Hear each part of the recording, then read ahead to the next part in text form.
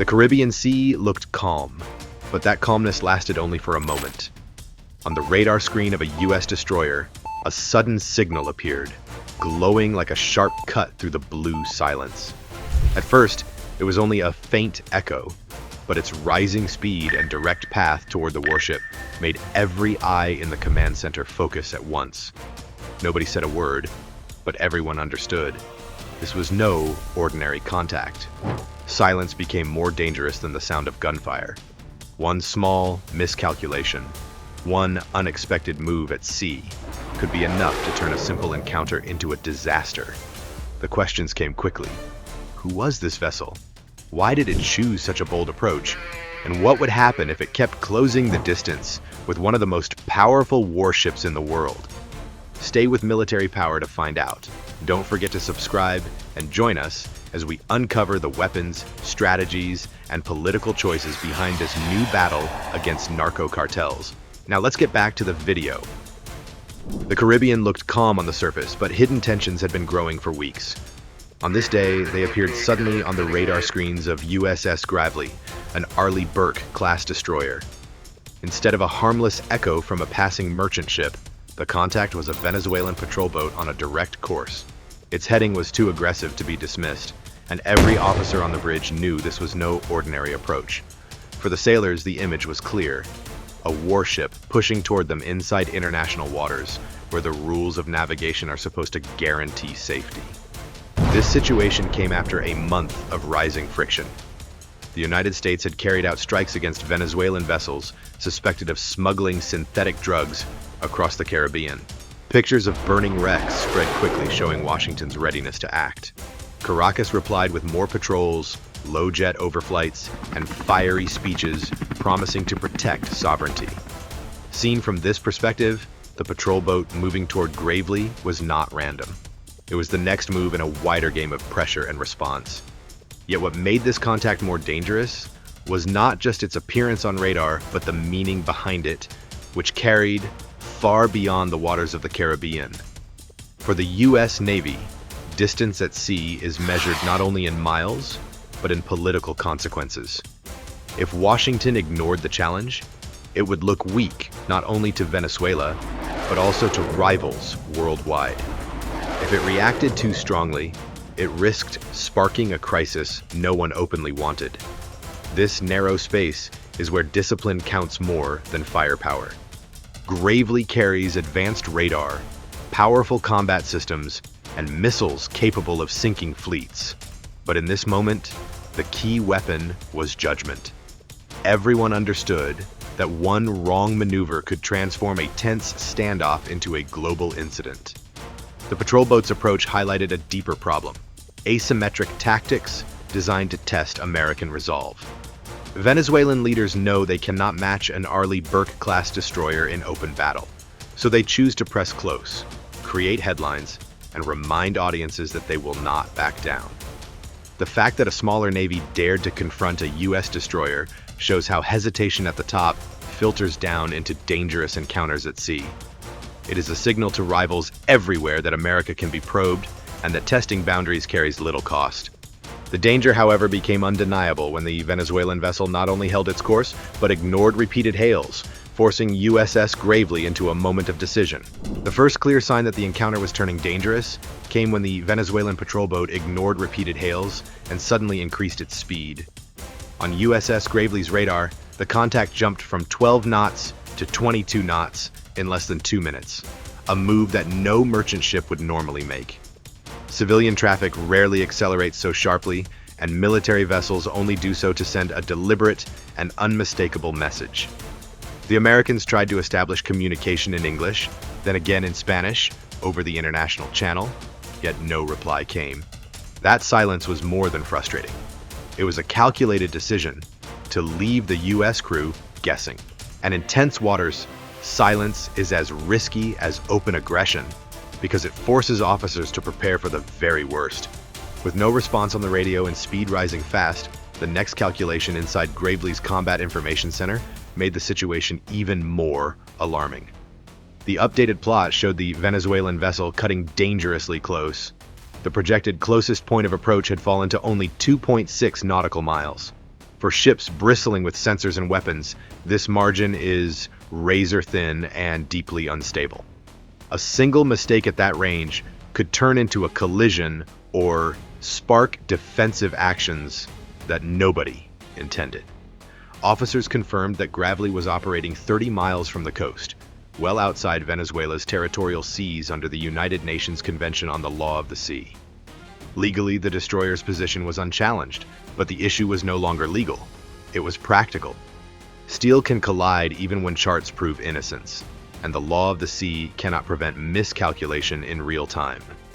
The patrol boat's aggressive track forced Gravely's crew to measure every second, balancing caution with readiness and weighing every possible consequence. The silence on the radio, however, created a psychological effect that went beyond the numbers on the chart. Every unanswered hail added pressure, turning the standoff into a contest of nerves. Hostility can be measured through threats or radar locks, but silence leaves no markers, making it far more unpredictable. Sailors aboard Gravely had already seen Venezuelan K-8 jets fly dangerously close earlier in the month, and this approach looked like part of the same deliberate strategy. Caracas wanted to show that it could challenge the U.S. Navy without firing a shot or risking open war. By refusing to answer, the patrol boat made the Americans carry the burden of decision, knowing that restraint could be seen as weakness while overreaction might trigger crisis.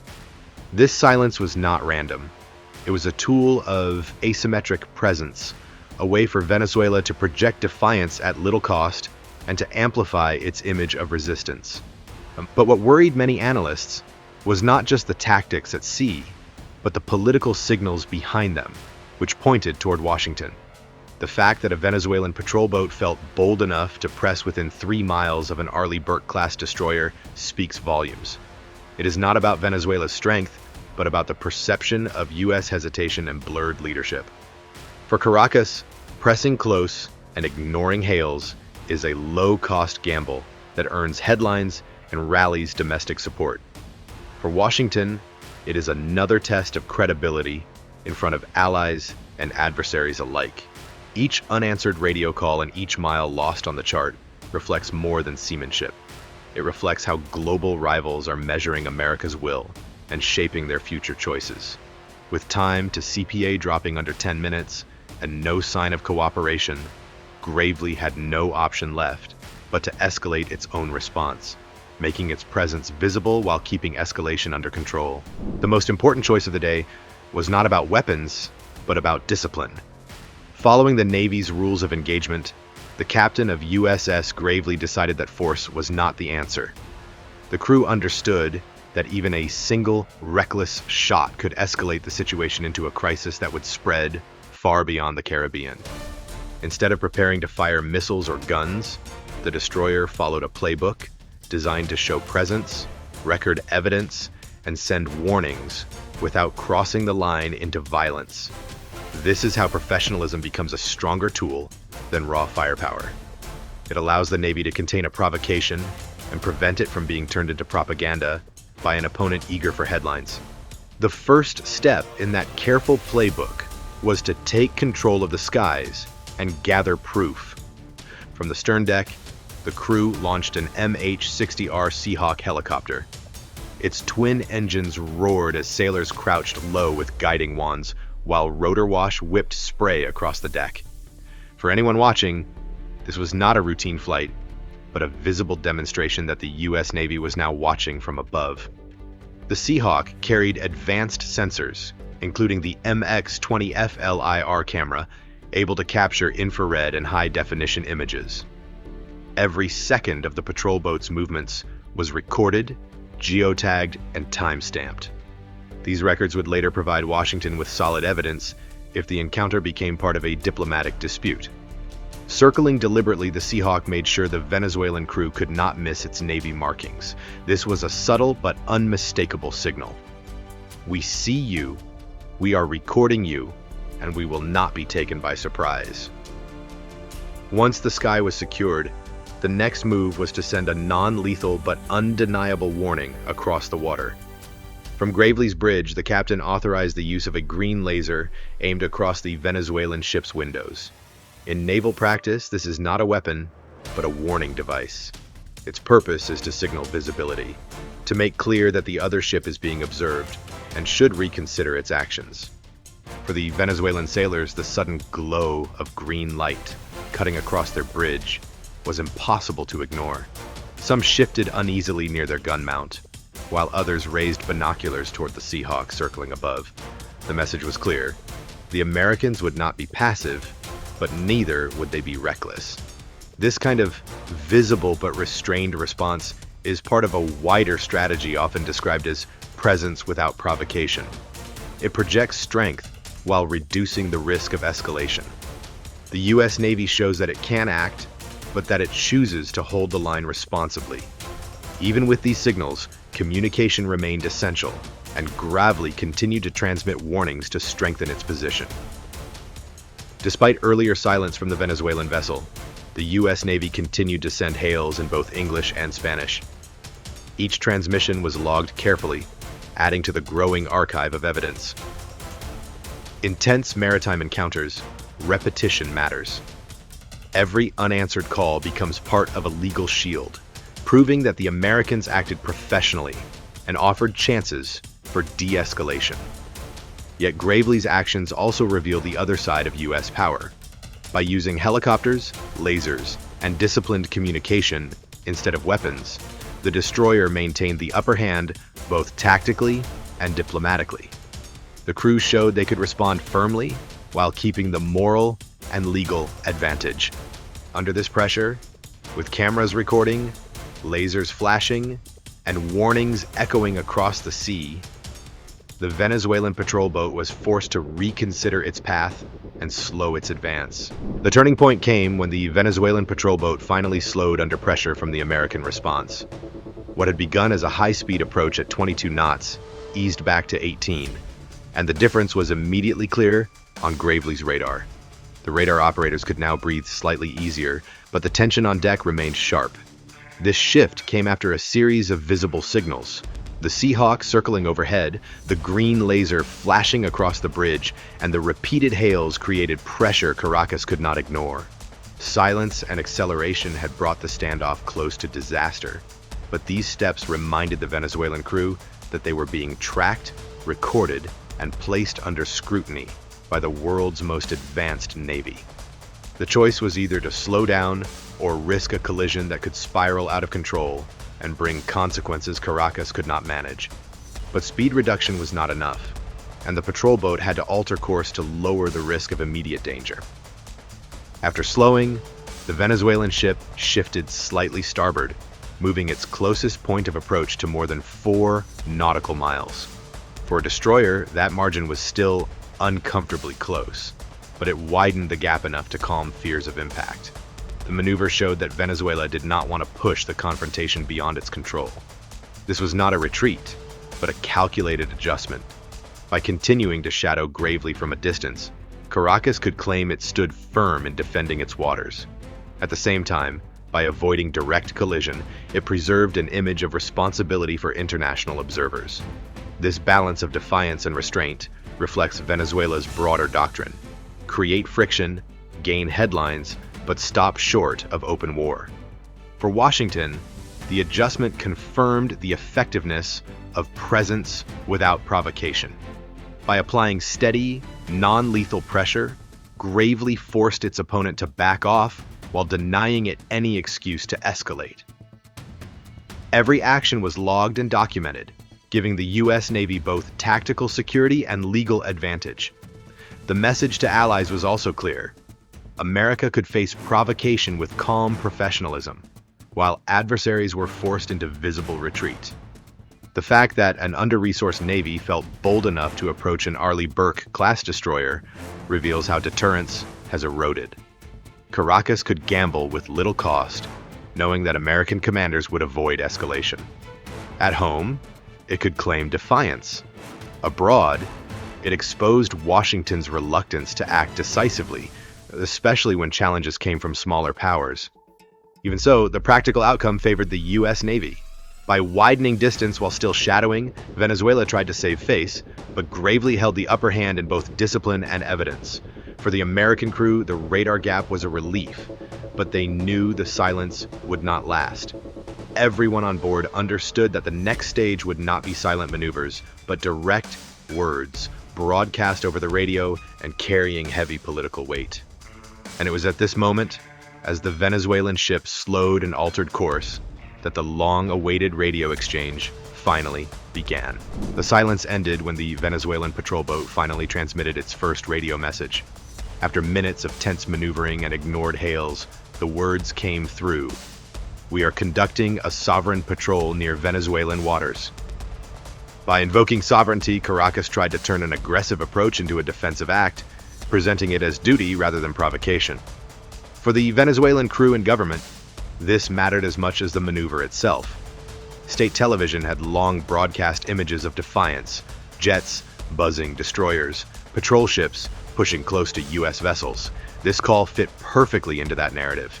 Even as the boat slowed and turned, the words could be spun at home as proof of resistance against a superpower. It allowed Caracas to show strength to its people, even if the tactical reality at sea told a different story. But Washington was prepared, and Gravely's captain ensured the American reply was firm and carefully documented. From Gravely's bridge, the captain replied with authority, "Venezuelan vessel, this is United States warship Gravely. We are conducting lawful operations in international waters. Your unsafe maneuvers have been recorded. By stressing lawful operations, the U.S. anchored its position in international law, reminding all that Gravely was 30 nautical miles offshore, well beyond the 12-mile limit." Equally important was the word recorded. It signaled that radar data, Seahawk imagery, and unanswered hails had all been archived. This gave Washington a strong case for allies and international bodies, showing restraint while proving Caracas acted provocatively. The encounter became not only a tactical standoff, but also a diplomatic statement. While the captain's reply ended the immediate tension, the words revealed how both sides were using the encounter for politics. The real weight of the exchange lay in symbolism. Venezuela's sovereign patrols were designed to fuel nationalism, projecting the image of a country standing strong. For Washington, lawful operations reinforced international norms and showed allies that freedom of navigation remained non-negotiable. Neither side yielded. Caracas secured a headline for domestic use, while Washington strengthened its legal position abroad. For Gravely's crew, the radio crackle was a relief. It meant the danger of collision was over, but also a confirmation that the encounter was deliberate, not accidental. It was clear that every word was chosen to influence audiences beyond the sea itself.